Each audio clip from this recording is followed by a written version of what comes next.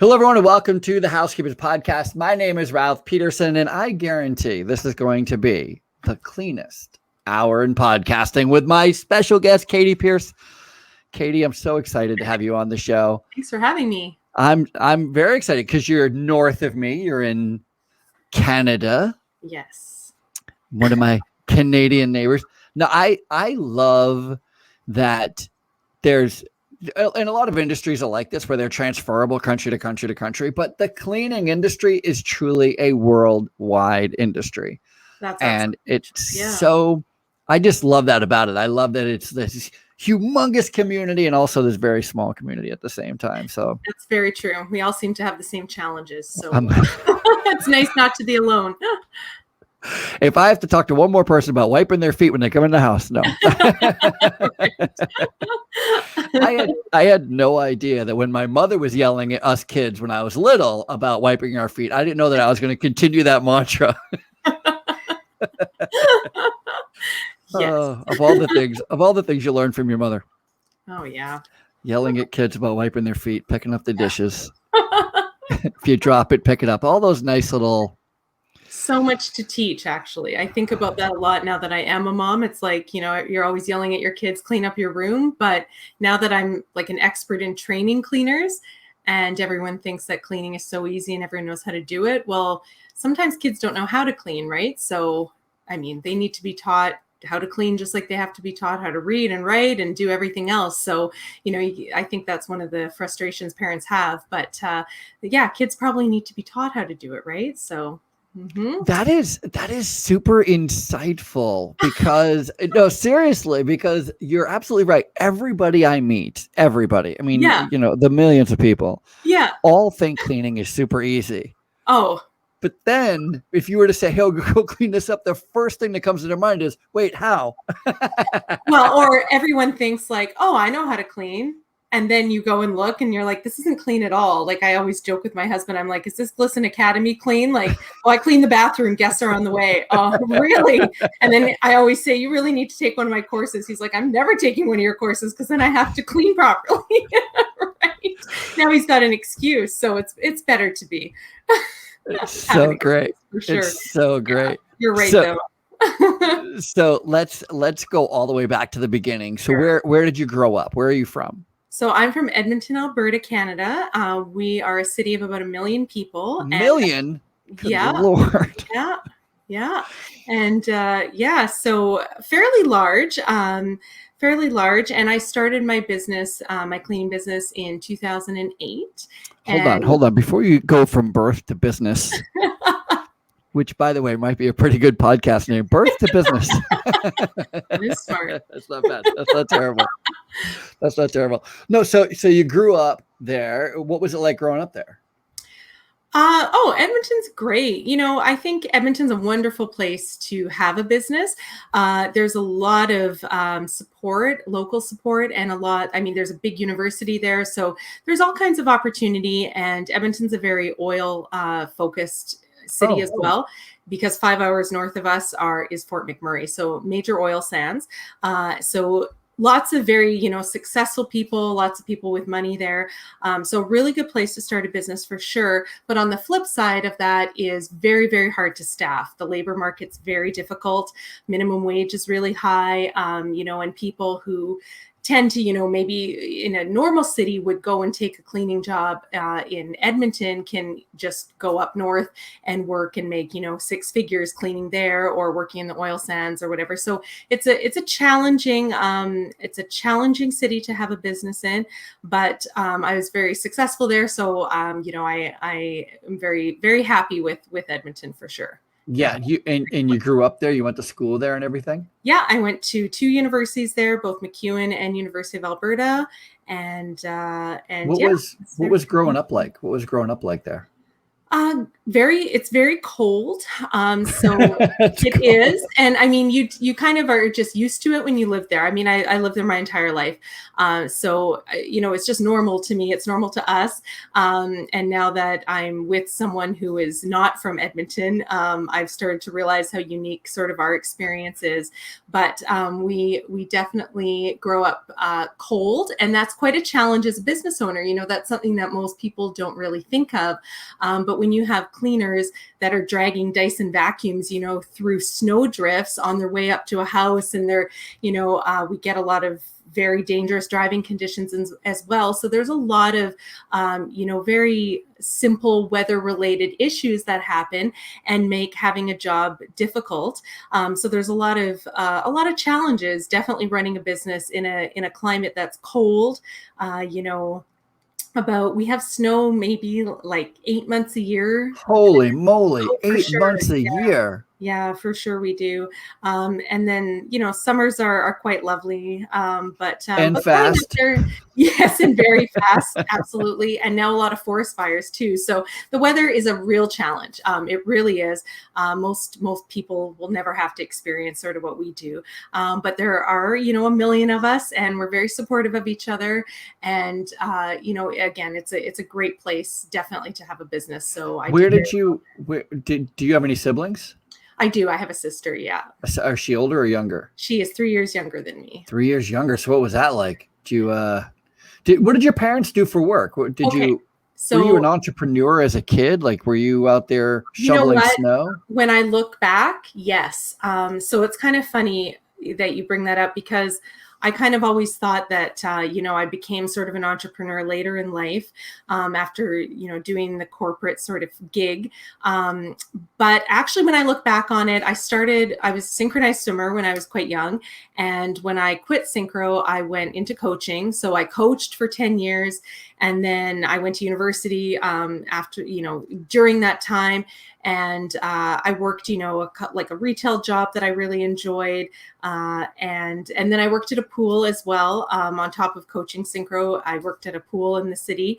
And then I graduated university. And then I went and worked for Edmonton Public School District as a communications consultant with them, and did a lot of digital work for them. What is a communications consultant? What is that? Communications is in like communications and marketing. So I went to school for political science initially. Actually, I started off in physical education. I wanted to be a very serious synchronized swimming coach. So I was very serious about being like an Olympic coach. But that didn't work out so well. I'm not much of a science person. So anatomy and physiology were very difficult for me. Mm-hmm. So I decided I would switch to something else. And so I ended up in political science. And then I started looking at jobs I was really, interested in. When I worked at the pool, there was no internet really. The only thing I had access to was the City of Edmonton intranet. So I'd go on there and I'd look at all the job postings, and all the job postings that were interesting asked for a public relations diploma. So I thought, well, then that's what I'll do. I'll go get a public relations diploma. So after regular university, I moved on and went to McEwen and got a PR diploma. And that sort of taught me communications, which is basically like writing and copywriting and some graphic design and web design and all that. Most of my work is sort of self-taught in terms of, digital marketing and communications. There really wasn't a whole lot of that when I went to school. Like social media didn't exist, texting barely existed, but I was really, really interested in all of that. And so I self-taught, how to do websites. And when I got my corporate job in 2005, I was doing a lot of I was managing all the websites basically for Edmonton Public Schools.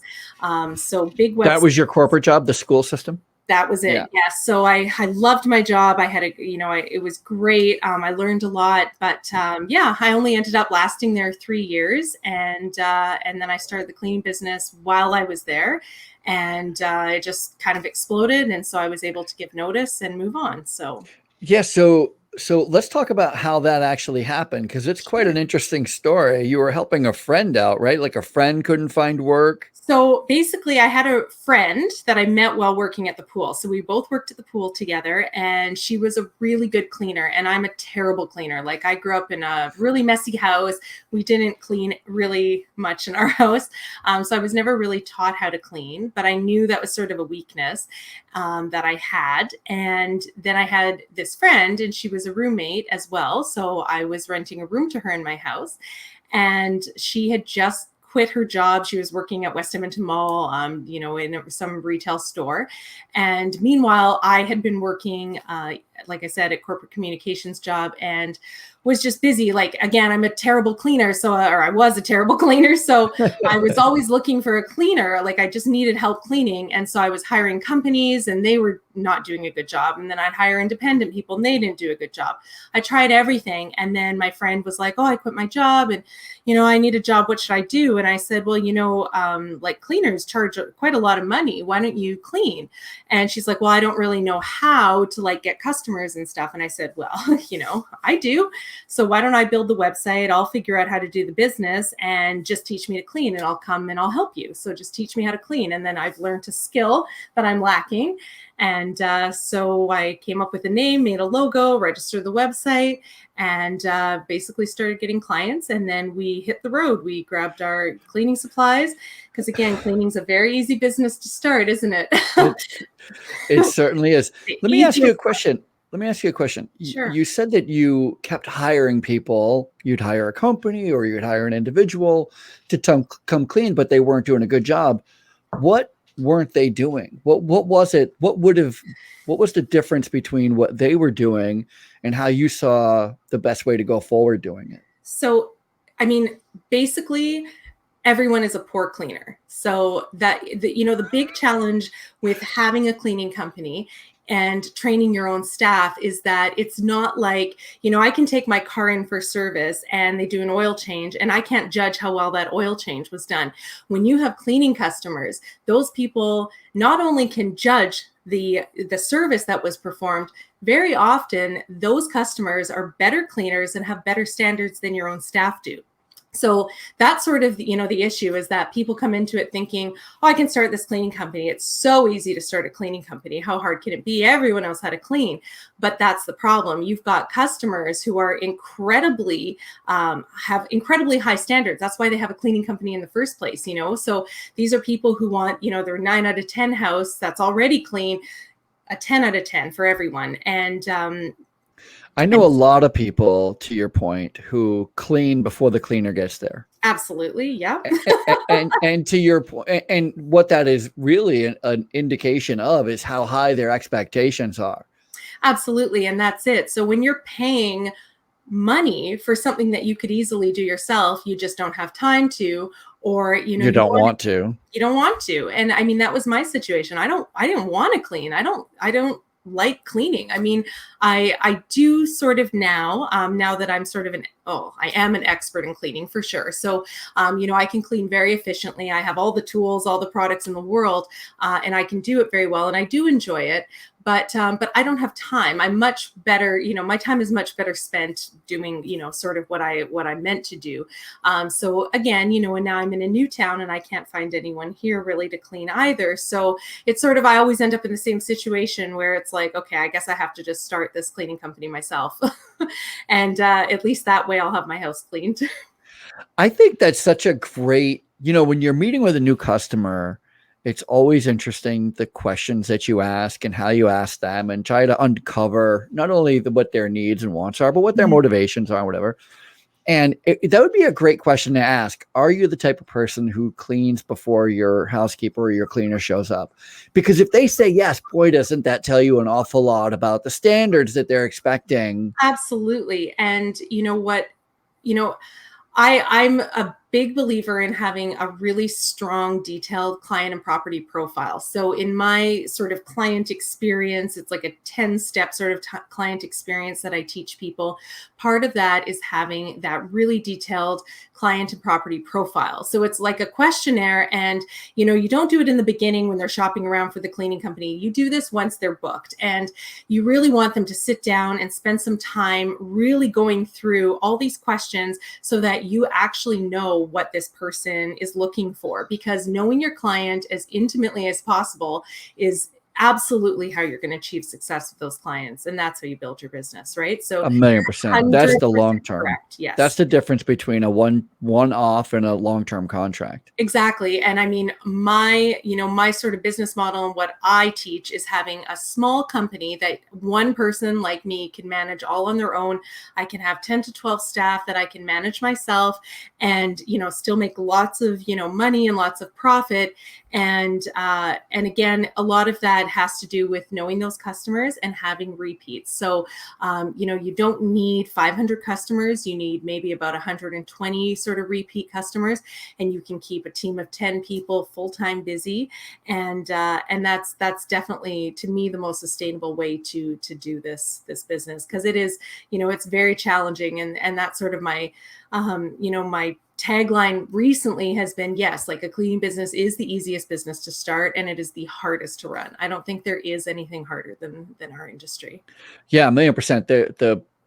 The worst part, or the best part about the cleaning industry is it's super easy to start. And the worst part is that it's super easy to start. And so you have a lot of people who are not very good at it. Mm-hmm. And then you only have a few people who are really focused and dedicated and Absolutely. really make it their profession. And then on the flip side, you also have these really excellent cleaners who are excellent. And I work with a lot of them who aren't charging what they should be charging. They're not making what they should be making. They can't scale their business. They're exceptionally good cleaners, but they don't know how to run a business, right? And that's the only thing that's stopping them from being extremely financially successful. So where did you learn? You said, the part of the story is that your friend came to you and said, "Hey, I'm looking for work." And you're like, "You know what? When we were working at the pool together, you were always a much better cleaner than I was." Yeah. There's a definite need. I see a definite need for people who clean houses. Why don't you go into that field? Yeah. And she said, "I don't know how." And you said, "I do." How did you know? Where did you learn how to sell? How to position yourself? I would say that I would say it's a bit of an innate trait that I seem to have. Because again, if I look back now that I'm older and I look back over my entire life, when I was in elementary school, I was like creating magazines and distributing them around school and stuff. So I've always had a really big passion, I guess, for writing, just like you. I'm a really good writer, and that's sort of where it started. And I've just sort of had this, I guess, drive to be sort of a leader. And I mean, even when I was a synchronized swimming coach, I always would see ways that it could be improved. So I always wanted to run my own swim camps, and I just always wanted to do my own thing. I don't know where that comes from. What did your parents do? What did your parents do for work? So my mom's a teacher, elementary school teacher. And really, I'm sort of a teacher as well in a non-traditional sort of way. 1,000,000%. Yeah, I really am. And that's sort of, they kind of laugh because that's sort of what I ended up doing, was becoming a teacher myself. And then, but for adults, of course. And then my dad, again, was very similar to what I do. He was a public information officer with the Alberta government. So his sort of niche is forestry. And so that's what he took in university and studied. And then he sort of became kind of like what I do, which is a lot of sort of public relations, communications. He worked, when I was a kid, I loved going to see him because he managed a communications team, which involved like a graphic designer and an artist. And I was, really close with the artist, and she would just draw the most beautiful things and paint things. And she's like a children's book illustrator now, but, she'd do all the coloring books for Forest Service and, preventing forest fires and all this stuff. And I just love that as a kid. So, again, my dad's very creative, very into art, and as well, like sort of a communications guy. And then my mom being a teacher. And then I definitely learned a lot when I did public relations in terms of marketing. But, to me, it's just, I'm just very, I guess, empathetic, because for me, I was, like I said, sort of a busy career woman, and I needed my house cleaned, and I wanted it done professionally. I wanted it done right. I didn't care how much it cost. I didn't want to manage anyone. I didn't want it to be difficult. I didn't want any emotional labor involved, awkwardness in paying my bill. I just wanted everything done professionally, my house cleaned, and that, was it. And it never happened. No matter how hard I tried or how much I paid, I was disappointed over and over again. So I thought, I can do this better, and I can give people exactly what I'm looking for. And that's what I do. So seems to work. Yeah, that's pretty fantastic. I like the idea that you're not sure. I love that, because there is that it's funny. There's two different people. I think there are people who grow up and are unaffected by the inner workings of everything that's going around them. Right. And then there are people who are very affected, even though sometimes we don't even realize it. Mm-hmm. We don't just see an advertisement. We see all the elements of an advertisement. We don't just see a television commercial. We see all the breakdown pieces of that television commercial. And then years later, you're like, wait, I know how this works, because I've been watching television my whole life. And you got to know that there are people who will watch television as well and never understand how it works. Yeah, I mean, you're exactly right. And I think that's, I guess I don't even really attribute a lot of what I know or do to my university education, but actually I sort of majored in political science, but I actually took a lot of psychology courses. I just didn't want to major in it.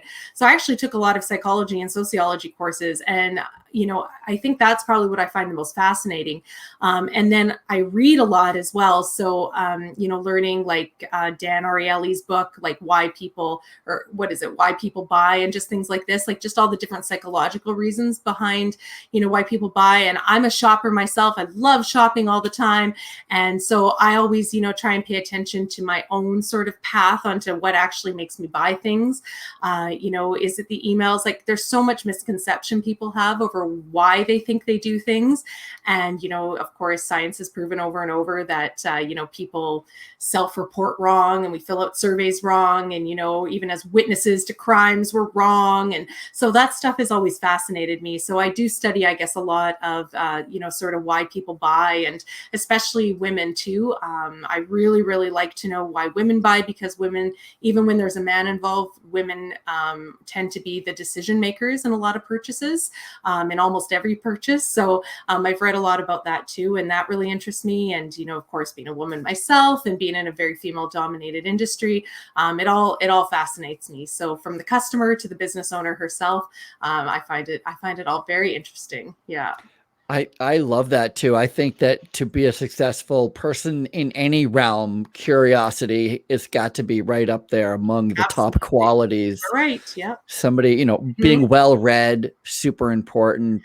Absolutely. But you can't even begin to be well-read if you're not interested, if you're not curious, if you're And I mean, that raises a really good point, is that, you really have to have a love for cleaning. And even though I didn't necessarily know how to clean, I wanted a clean house. Like I wanted what we now would call like an Instagrammable house. I want everything to be beautiful and perfect.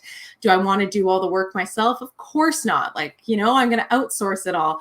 But, that's exactly it is, we have a vision, and that's really all marketing is, right? It's just selling people that promise of how their life can be better.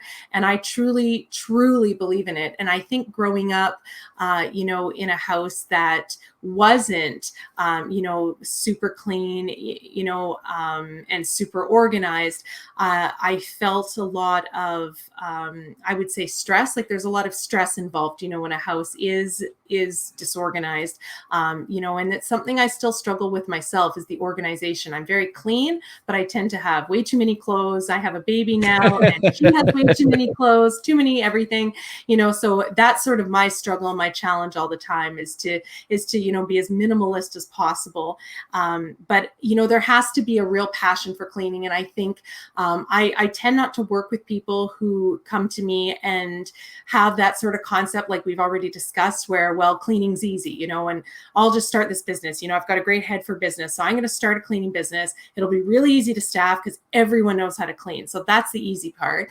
And I'm just going to do this business. And you really have to have, a deep love for, maybe not for the cleaning process, but for the end result. There just has to be something about cleaning. And, my favorite part of even going to Walmart or any grocery store is the cleaning aisle.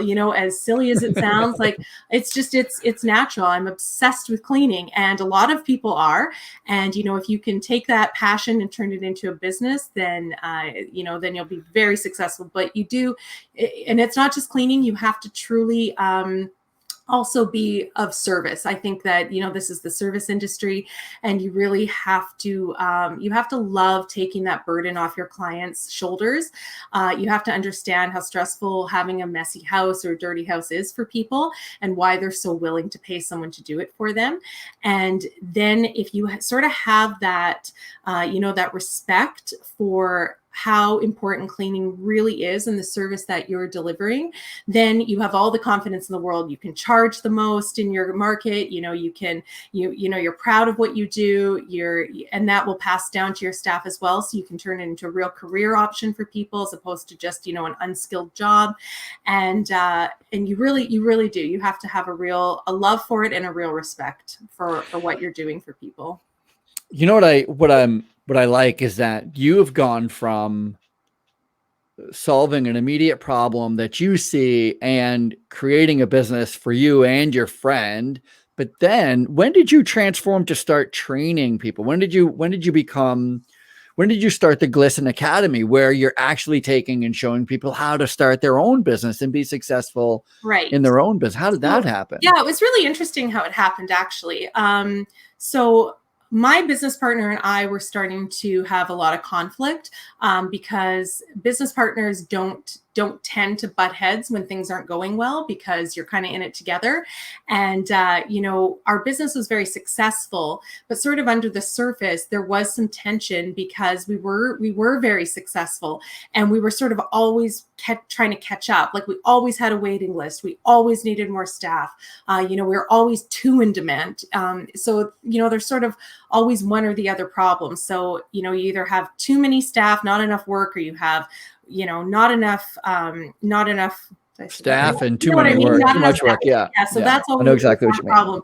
And, my business partner was very well meaning, but when we became sort of at that point where you're now like, doing over $1 million a year in revenue, there's a lot of challenges that come with that in terms of having a business that is really systemized. And I'm big on that. I mean, systems are my thing. So, in terms of online booking and online, training and everything, that was easy for me to do. But I felt like my business partner really wasn't pulling her weight, and sort of the more money we were making, it was almost like the more she was kind of coasting more and more. And so anyway, there was some conflict, and we ended up trying to sort of go our separate ways. So I had put in a couple offers, like legally, to say, like, I'm going to buy you out. And she rejected my offers. And so I thought, like, the legal bills were piling up, and I was paying my staff out of my own pocket as well at the time. And, that's just not a great sort of environment to be working in. And eventually I just thought, it was right around Christmas time, and I thought, I'm done. Like, I'm done. I'm a marketer. I can start another cleaning company tomorrow. Why am I fighting so hard, just to keep the name and the brand? So I said, fine, you know what? You can have the business taken. So she ended up closing the business down immediately. The very next day, gone. So wait a minute. Wait. So she fought you tooth and nail, did not want to give it up, didn't want to be bought out. But as soon as you left, she just closed it? Yeah. It seems like all that battle was for nothing. Yeah, in a way. So, definitely, like, I'm no stranger to sort of that, not rock bottom feeling, but sort of like, wow, what did I just spend 8 years building? And then it all got thrown away like that. Really, it did.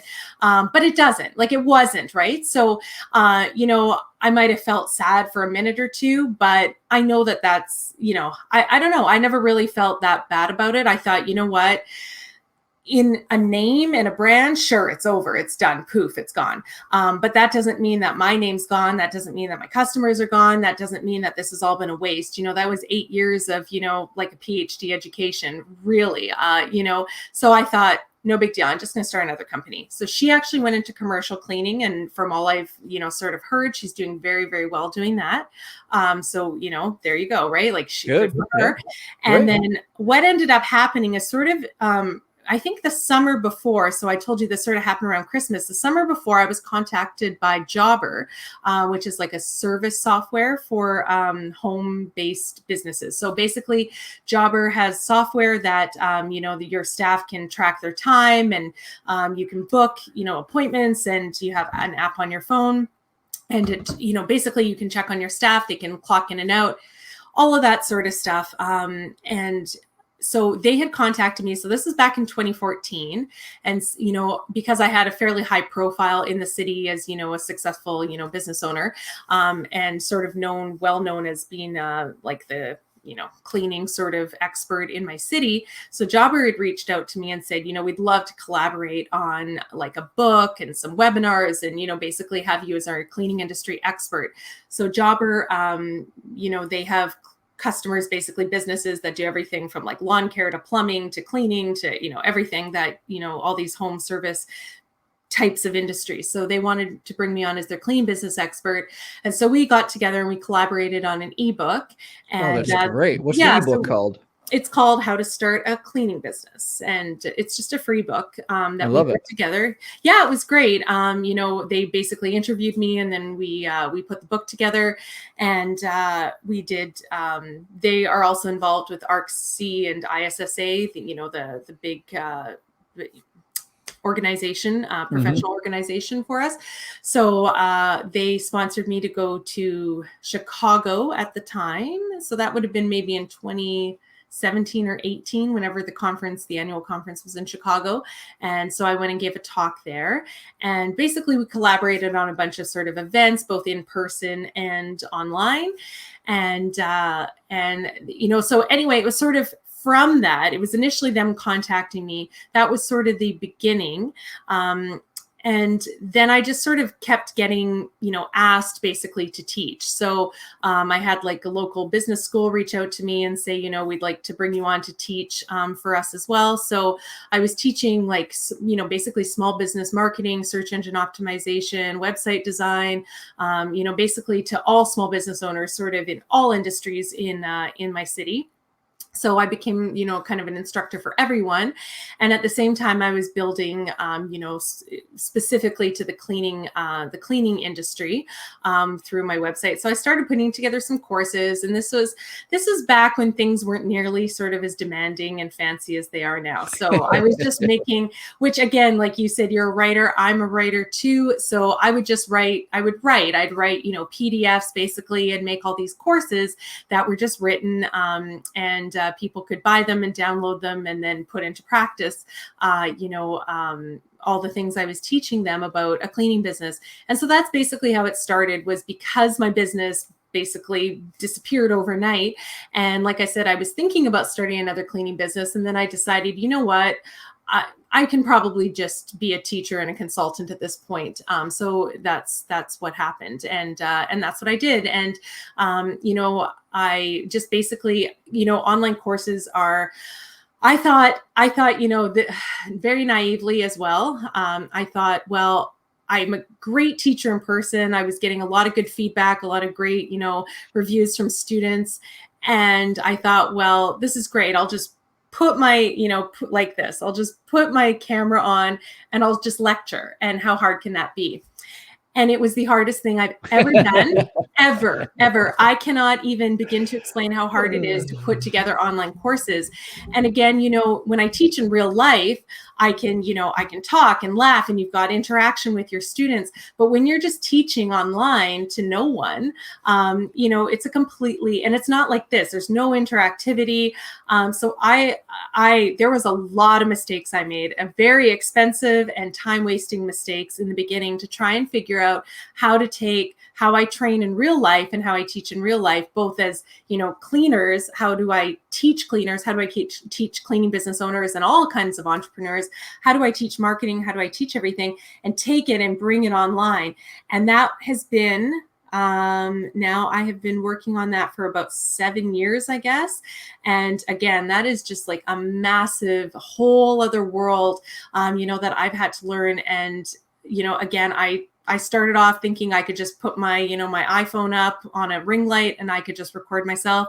I realized very quickly that wasn't going to work, and I ended up hiring people, and I have quite a team now that helps me put together courses, and I couldn't do it without them, because it's not nearly as easy as it looks, to bring everything to life with video. And I'm still working on it, because there's still, tutorials and stuff, again, look really easy on TikTok, but, and Instagram, but the people who are doing that, it's not as simple as it looks. And I know some of the people behind massive Instagram and other social media accounts, and I know how much work goes into it. And it's not just somebody going around, their house or their client's house quite as simple as it seems, right? So there's been a lot of changes in, I'm sure, as you're aware too, a lot has changed since, in the past few years too. And attention spans are short. And, like I said, the biggest challenge with teaching people how to clean, it's not the business owners that are difficult to train. Business owners are the best group of people in the world. Like, I go and teach in real life, and like, those people are the nicest people. Almost every single person I've taught, in real business school has become like a friend. They've stayed in touch on Facebook. I hear from them years later about things that I taught them that are helping them today. Really wonderful group of people. But when you're training people how to clean, I mean, like, who wants to learn how to clean a toilet, right? I mean, it's not exciting, and everybody comes to you thinking they already know how to do it. And everyone thinks this is a waste of my time. Why on earth do I have to sit through training how to clean a toilet? This is so dumb. So there's a lot of challenges and a lot of psychological things that go into training actual cleaning professionals. And so this has sort of been, I would say, this is kind of like my life's work now, my masterpiece at the end of my career. I hope that I can look back and say, I solved that, and it's not necessarily a solvable problem, but boy, did I improve it. And boy, did I help people, sort of break that barrier down so that they were open to learning. Because I have seen it over and over as well with my own staff, that you'll pay them to sit through some kind of training. And this happened to me as recently as a couple of years ago, where, I was training people, and then I go and watch them train, like, sort of secretly at a house, I'm in the kitchen just checking something, and I see them cleaning, and I think, that's not at all, that's not even a little bit of the process. You're not doing it right at all. So, how do you train people? How do you get them to pay attention? How do you get them to think that, maybe they actually could learn something about how to do this? And then how do you continually motivate and incentivize them to actually follow the process until they've actually, until it's second nature, right? So yeah, there's a lot. Hardest business to run. It's definitely an interesting conversation to have, because I think you're speaking the truth, and it doesn't even matter to what industry. I mean, everything is a learning curve. Yes. Everything is challenging. Everybody thinks they know everything already. You're exactly right. It becomes sometimes a battle of wills more than anything else. I think you're right. And, it's true. It is. And it's a real power struggle, especially in that sort of employer-employee dynamic, especially in something like this. Back to the oil change thing. I don't know how to change oil in a car. But yeah, I mean, every single person on this planet, even as young as like a 6-year-old, you could say, okay, I'm going to pay you to go to that house and, push a mop around. Yeah, I can do that, right? Everybody thinks they can do it, and nobody can, right? To some extent, everyone can do it, but not do it well, not do it repeatable, not do it with good metrics. And that's the argument I have with my husband, because he's like, well, anyone can do it. Anyone can. And I said, sure, anyone can. Anyone can run down the street, but not everyone can run a marathon. That's right. That's exactly it. And not everybody can do it to the standard, of Yeah. course, that has to be done. And then, I've cleaned, when we started our business, I did it myself. And then I actually started another business, a cleaning business in Edmonton, 2 or 3 summers ago. I guess it was 2 summers ago, basically just because my training programs were done. And I thought, you know what, I really want to put these into practice before I sell them to anyone. So, exactly as they are, because again, I teach people in real life how to do it. I need to make sure that this is going to work in the, in the exact environment that I've created online. So I hired people, I started a little business, and I used my training programs on them. And again, like it's the same thing. Yes, they know how to clean, but how do you get them to actually reach that standard on every single house, every single time? And then myself, I was heavily involved in the beginning as well with training because we had a lot of high profile clients, and I had to make sure, of course, that everything was done perfectly. And yeah, it was like summer cleaning, and it's hot and you're tired. And like, you've been in this house. We were making houses, beautiful, like multi-million-dollar homes ready for NHL players that were coming back to the city to start the season. And because we were working, not entirely just for one person, but the one client that I had multiple, $1 million homes that he was renting out to NHLers, fully furnished. And so, there's a huge expectation with that. And I spent a lot of weekends at these houses making sure that they were absolutely perfect, like as though the Queen of England herself was coming to stay there. And yeah, it is, I am like, if you don't understand how hard and frustrating cleaning is as a business owner, like I tell everyone, you have to go do it yourself. You have to learn the struggles that, that your employees are feeling every day and the frustrations that they're dealing with. Because a million things can go wrong. Like it's a really hard job because again, if this was a cafe, these people just show up, they put on their apron and customers walk through the door and they've got downtime and stuff. There is really none of that when it comes to cleaning. And there's, I always say like when you're cleaning like 2 or 3 houses a day, that's like 10 to 15 different bosses a week that you're reporting to, and then their spouse as well. So you've got, like 30 bosses now, plus your own demanding boss, so yeah, there's a lot of pressure. It's not for the faint of heart. It's a hard job. It really is. And so again, as a business owner, you have to take away as much burden on your staff as well. So it's really about, I guess, servicing your clients and also your staff. You have to genuinely empathize with them. You have to take away everything that makes their job difficult as much as you can. And then you'll end up with staff, for a lifetime really. So, but yeah, lots. I heard a fun anecdote once that said Queen Elizabeth must think the world smells like fresh paint. Right? Because you can imagine everywhere she goes. Right before she gets there, everybody is just, she must think the world smells like disinfectant, so bleach, and fresh paint. Yeah, and flowers. And the world smells terrible. For her. That's hilarious. Absolutely. That's the other thing I wanted to touch on is in the cleaning industry, there's so many different directions you can go. And you found yourself specializing in luxury cleaning, luxury houses, like you're saying, for NHL professionals. Like that adds a whole degree of difficulty and expectation with that luxury piece.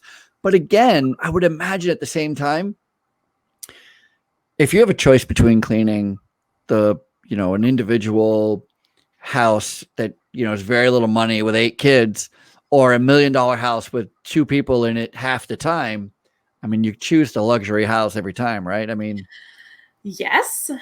So, that's a good point for a few reasons. Number one, staff, for sure. Staff are much more likely to stick around with you if they're working in a nice environment. So, and again, I am not pretentious when it comes to cleaning. I have cleaned, if the stories I could tell you between my business partner and I, flies, maggots. My poor business partner got bit by a dog once. We've seen everything. I remember dragging someone to a cleaning job. It was like a basement apartment, and the guy proudly told us he'd lived there since the 70s and had never cleaned ever. I remember going into this bathtub and thinking this looked like something out of like a horror movie. It was like, it did. It looked like somewhere where you would keep prisoners or something. It was so bad. So I've seen it all and I've cleaned it all. And I can promise you, yes, it is much better, cleaning for Connor McDavid than it is to clean for that poor fellow. Both pay the same amount of money. Both are as appreciative. But again, if you're expecting staff to clean for you, very often they do not want to clean actual, dirty houses. They really don't. As silly as that sounds. And so yes, if you can give people a nicer environment, and as well, there is a bit of a a sort of, what would the word be? Like you don't always feel great about yourself as a cleaner, dragging in a mop bucket and you feel kind of like a downtrodden, servant really, when you're cleaning. So you have to understand that for cleaners, when they're showing up to clean a house, you don't want them feeling badly about themselves and feeling less than the people that they're cleaning for. And unfortunately, that happens a lot. So again, you want to give your staff, as much pride in their job. And I know for me personally, like when I'm pulling, cleaning supplies out of my trunk and marching up to a house, you feel like every neighbor's eyes are on you and, oh, you're the cleaning lady. And oh yeah, you don't feel necessarily very, proud of yourself. But when you're going into beautiful homes and you've been entrusted by, again, high profile clientele, you do feel much more like a professional. And that's a very specific sort of service. But to me, that is the most successful and sort of the quickest way to be successful in this industry. If you're trying to compete against everybody else and you're trying to underbid everyone else and get as many customers as you can, like you're always going to be competing against the next person on a Facebook community page who says, well, I clean houses for $30 an hour, so hire me. And so if you can specialize, you really need to specialize in something. You need to have the best equipment, the best products, the best branding. And again, it's just incredible that as well you can compete against major franchises. So you can have a professional logo, you can have beautiful uniforms, you can brand all your bottles, like everything should be branded with your company. So, you're not bringing Mr. Clean into the house, even if that's what you're using. You're pouring that into a bottle. We're not pouring that into anything. How dare you? It's got your label on it. Everything's branded to your company because there's only one brand you need to be promoting as a business owner, and that's your own.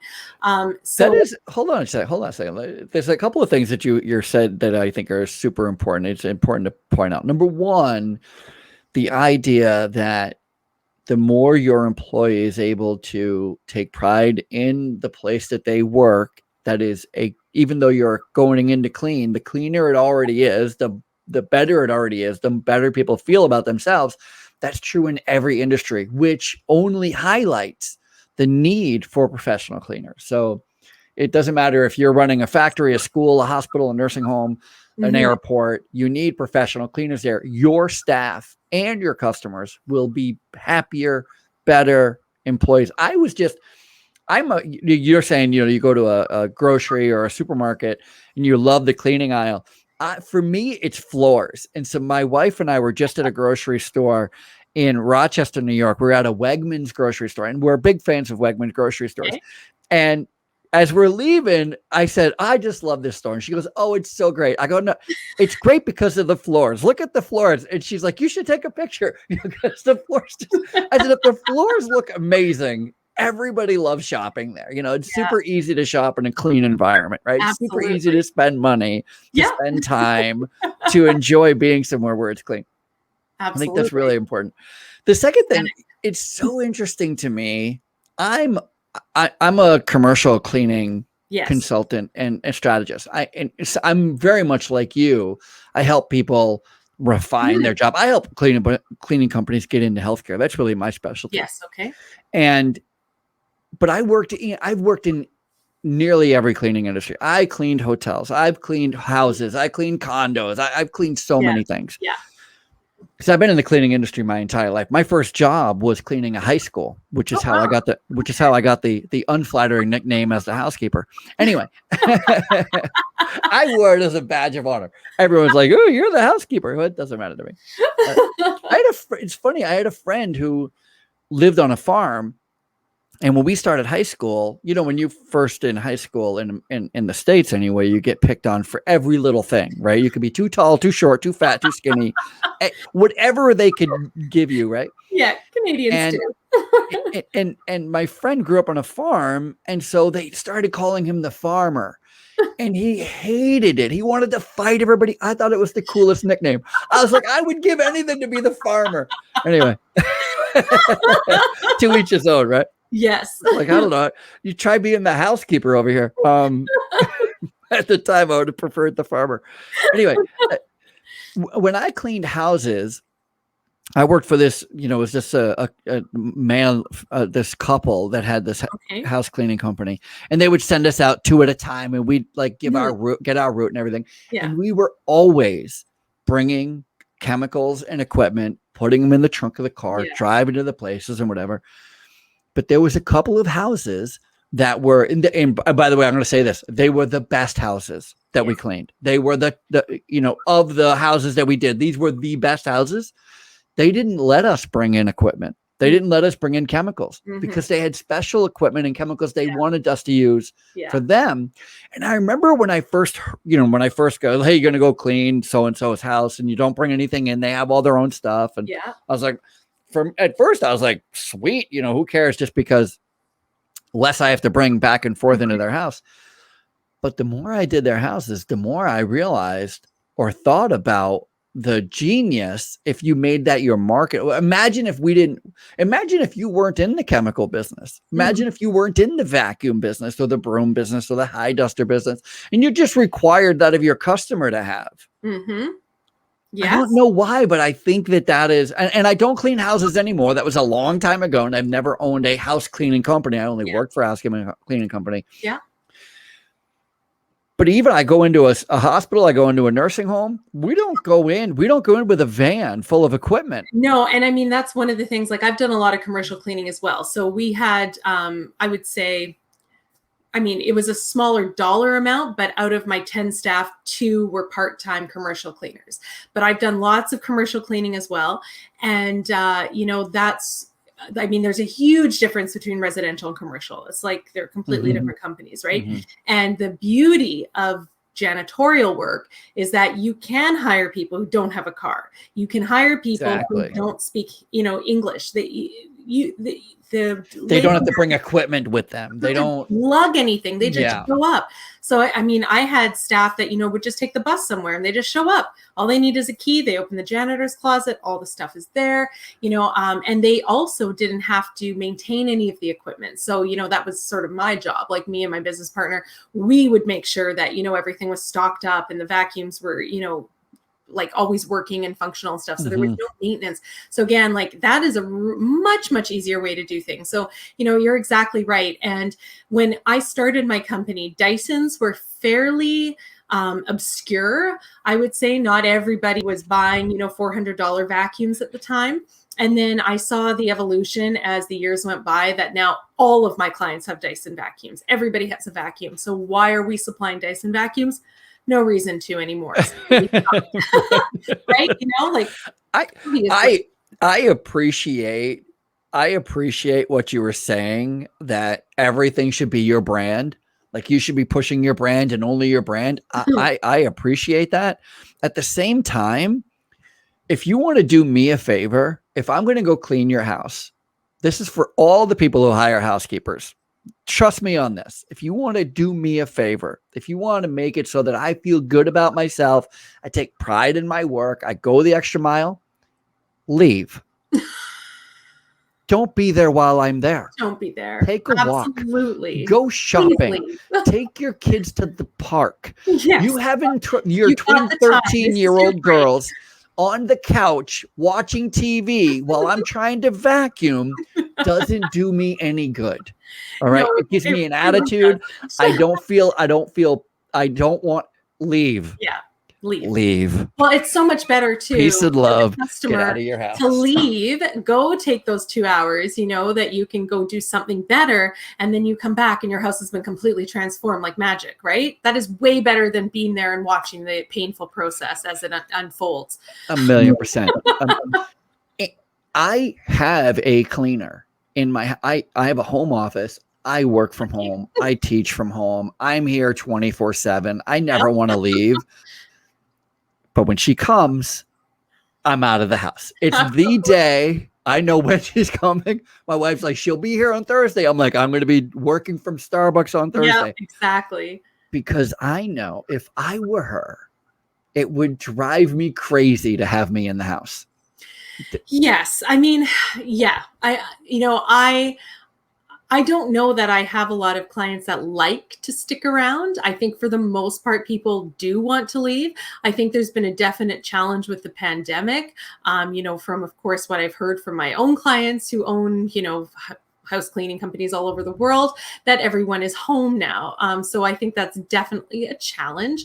But yes, ideally, everyone would be gone and they could do their work uninterrupted. Definitely. However, there's also a huge, I know as well with my staff, I have to be told when the client is home and the client likes to talk because I have to add extra time. If I know that house takes 2 hours, but they're always talking, like there's small talk before and there's small talk after, I might have to add an extra half hour onto that house. And, I'm willing to do that. That's okay. That's customer service. And I'm more than happy to pay my staff to build those relationships, with their customers. Absolutely. That's so important. So please stick around. Please talk to them if they're there. But if they're not, then yes, it's much more efficient. What's funny is how different my wife and I are. Number one, I would never pre-clean before the cleaner comes. I'm not that person. Yeah. I'm not a dirty person anyway, but I wouldn't go out of my way to pick up because she's on her way in. My wife pre-cleans constantly. Yeah. And if my wife is home, my wife is a school teacher too, so she has summers off. So if my wife is home, she helps her clean. Of course.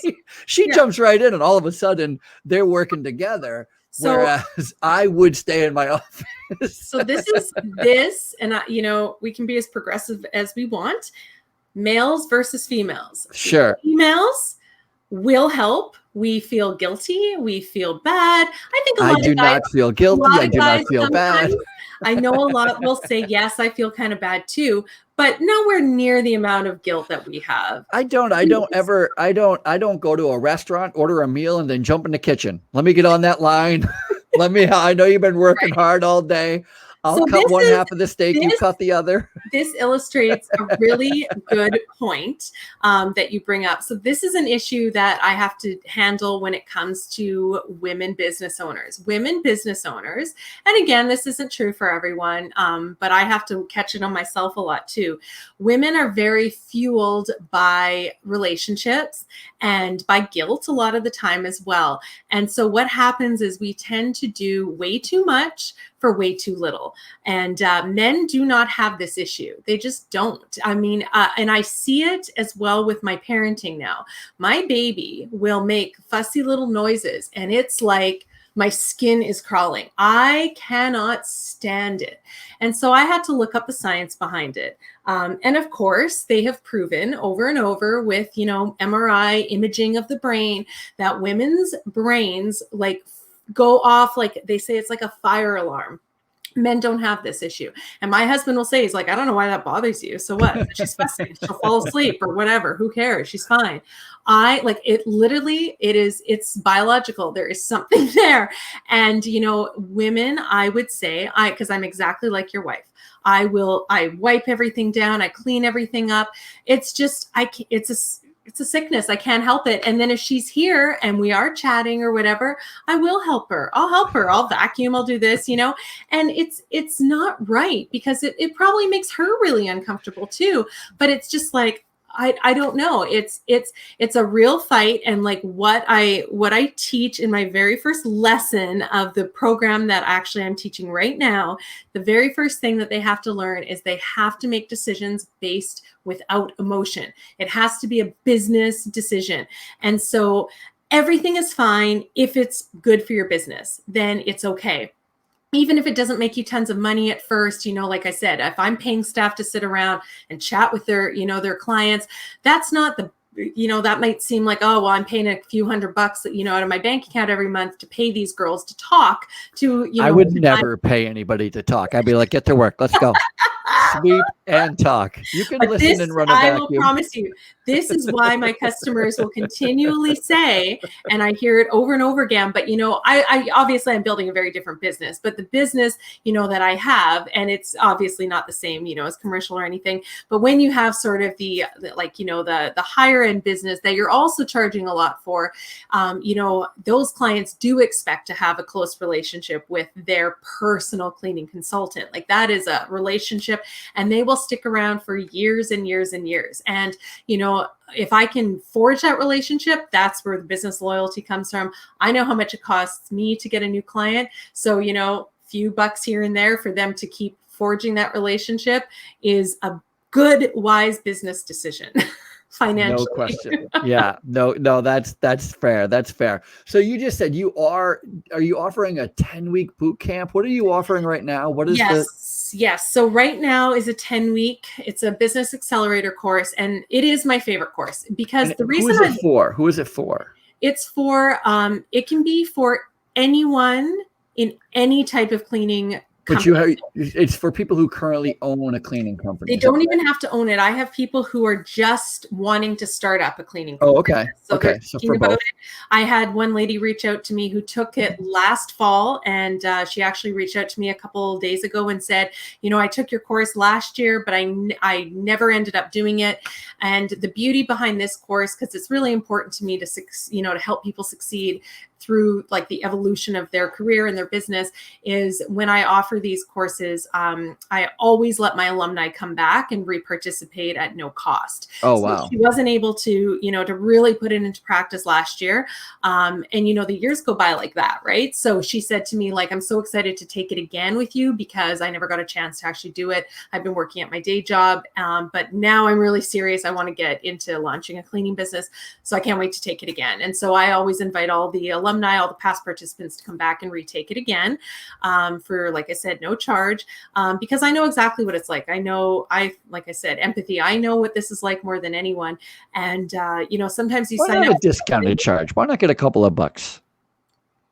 Because they've already invested. And I find with my you're investing again and again and again. I am, but I mean, I can scale. This is Ralph Peterson coaching. We're live. Here we go. What happens again financially? So taking emotion out of it, financially, if I can get somebody, first of all, it's a guarantee for anyone. So if anyone's on the fence, like, oh, do I want to sign up for her live thing? What if I don't do the lessons? What if I fall behind? What if I'm too busy running my business and I can't make the calls or whatever? Don't worry about it, because you've locked in your price. You've paid for it. And now even if you fall behind, it's okay. You've got lifetime access to all the learning materials, and you can revisit it when you need to. And then when I do it again next year, if you want to, show up for the calls, you can. So I basically block out 10 weeks a year where I am fully committed to everybody and helping them in any way that they need during business hours for 10 weeks. So that's what I do. And it works out beautifully. And again, to answer that financial question, the beauty behind people is, they come and they take my course, and, it sort of gives them this business accelerator course. We cover everything. So we cover marketing, we cover hiring, but of course we don't go massively into depth because I do that in other courses, right? So if you really want to know how to hire and train, I have separate courses on that, and they go into that. How do people find out about, how do people sign up for this course? This course, so it started yesterday, but if somebody wanted to take it, I'm pretty flexible with how many people I let into the course. It also depends because, I might have half the participants are in Australia, which does happen, and then half will be from the US or something. So when that's the case, I might do my live calls like this sort of idea at 2 different times so that the Australians can make it. So it just all depends on who signs up. But if you go to glistenacademy.com, you can join. I've left it up, even though technically we started yesterday, but if there was any straggler who wanted to jump in, they're more than welcome. I'm behind because of my baby too. I'm a lot more behind than I used to be. So I only probably marketed this intake because I only do it once a year, and I only marketed for about a week to let people know. Yeah. So I definitely could fit a couple more people in if they wanted to, because I don't know if I got really the message out there, but I do sell like the lesson bundle. They can buy it at any time throughout the year and like just do it at their own pace as well. So is that also at the glistenacademy.com? It is. Yes. So all my perfect training is there. Yeah. Perfect. We're having a little soon. Yeah, we're having a little bit of connection problem here. I don't know what's going on, but that's okay. That's okay. We're out of time anyway. It's been super fun having you on the show and learning all about what you do and how you even got to this industry. I think it's really fun and interesting. Yes. And we didn't talk about it at all, but I did not know synchronized swimming was called Synco. Is that what you called it? Synco? Synchro, yeah. Synchro. Now they changed the name. Now it's artistic swimming. So. Oh, artistic. Yeah. All right. So there's no more synchro. No more synchro. Who knows? Shows my age. Who knows? Okay, so that's it for us. Thank you so much for tuning in. And please, you're welcome. It was a real pleasure. I really enjoyed our conversation. Excellent. Me too. And I'll have all your links to the Glisten Academy and everything in the show notes. So if anybody wants to reach out to you, they'll be able to learn more about how you can help them. And that's it for the Housekeepers Podcast. If you enjoyed the show, please make sure that you're subscribing and reviewing and, of course, telling all your friends about it. That's it for us. The Cleanest Hour in Podcast has come to an end, sadly. Sadly. I have to go clean. Somebody has to go clean. That's it. Katie Pearse and I, Ralph Peterson, Housekeepers Podcast. We'll see you guys later. Thank you.